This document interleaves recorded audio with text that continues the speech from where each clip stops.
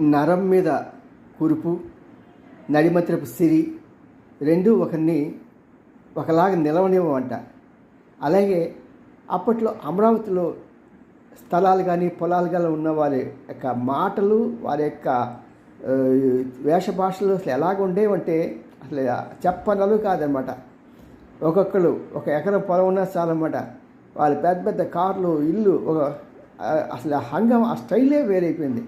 ఆఖరికి వాళ్ళ పిల్లలు ఆస్ట్రేలియా కానీ మొదలైన దేశాలు వెళ్ళినప్పుడు అక్కడ వాళ్ళు మిగతా వాళ్ళు అడిగినప్పుడు, అమ్మ నువ్వేమైనా పార్ట్ టైం జాబ్ చేసుకుంటావంటే మాకేం కర్మ అండి, మాకు ఒక ఎకరం పొలం ఉంది అంటే, మా ఎకరం పొలం ఎంత తెలుసా, 10 కోట్లు 15 కోట్లు, మాకేం కర్మ మీలాగా ఉద్యోగం చేయడానికి అని ఇంత డబ్బాలు పోయి పక్కవారి మధ్యలో వాళ్ళందరికీ చాలా కంటకంగా మారారు.